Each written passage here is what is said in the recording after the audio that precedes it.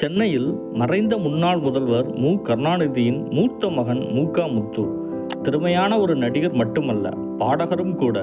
பன்முகத்திறன் பெற்றிருந்த மு.க. முத்து அரசியல் சூழலாலும் காலத்தின் கோலத்தாலும் நட்சத்திரமாக மின்ன முடியாமல் போனது. கடந்த 1948ஆம் ஆண்டு ஜனவரி 14ஆம் தேதி கருணாநிதி பத்மாவதி தம்பதிக்கு மகனாக பிறந்தவர் மு.க. முத்து.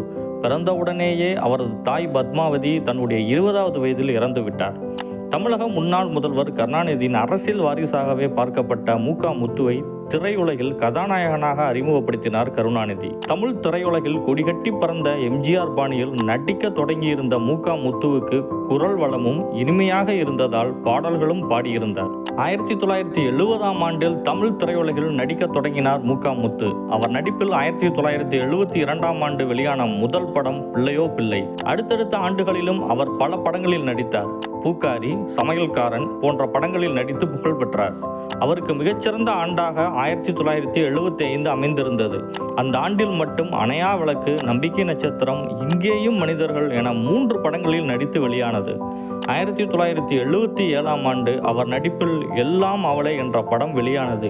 இதுவே அவரது கடைசி படமாகவும் இருந்தது. அவர் நடித்த படங்களில் சில பாடல்களையும் அவர் பாடியிருந்தார்.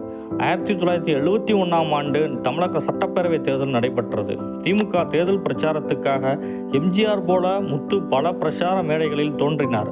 அப்போது பிள்ளையோ பிள்ளை என்ற படம் அஞ்சுகம் பிக்சர்ஸ் தயாரிப்பில் உருவானது. இதில் மு.க. முத்துவுக்கு ஜோடியாக நடிகர் லட்சுமி நடித்திருந்தார். கதை, திரைக்கதை, உரையாடலை எழுதியிருந்தவர் மு. கருணாநிதி. கிருஷ்ணன் பஞ்சு இயக்கத்தில் உருவான இந்த படத்தின் படப்பிடிப்பை தொடங்கி வைத்தது முன்னாள் முதல்வர் எம்ஜிஆர். இந்த படத்தில் மு.க. முத்து எம்ஜிஆர் போலவே நடித்து பாடல்களுக்கு நடனமாடி சண்டை காட்சிகளும் நடித்திருப்பார். வழக்கமாக எம்ஜிஆருக்கு பாடல்களை எழுதும் வாலியை வைத்தே முத்துவுக்கும் பாடல்களை எழுத வைத்தார் கருணாநிதி. வாலியின் எழுத்தில் உருவான 3 தமிழ் தோன்றியதும் உன்னிடமோ, நீ மூவேந்தர் வழிவந்த மன்னவனோ என்ற பாடல் மு.க. முத்துவுக்காக எழுதப்பட்டு பட்டி தொட்டி எங்கும் ஒலித்தது. இந்த படத்தின் தலைப்பையும் கூட 1965ஆம் ஆண்டு எம்ஜிஆர் நடிப்பில் வெளியாகி சூப்பர் டூப்பர் ஹிட் ஆன எங்க வீட்டு பிள்ளை படத்தின் தலைப்பை ஒட்டியே பிள்ளையோ பிள்ளை என்று பெயர் சூட்டப்பட்டதாக அப்போது பரபரப்பாக பேசப்பட்டது. மு.க. முத்து குரலில் வெளியாகி மக்கள் மனதில் நீங்கா இடம் பிடித்த பாடல்களின் வரிசையில் சொந்தக்காரங்க, எனக்கு ரொம்ப பேருங்க, நல்ல மனதில் குடியிருக்கும், நாகூர் ஆண்டவா போன்ற பாடல்கள் குறிப்பிடத்தக்கவை.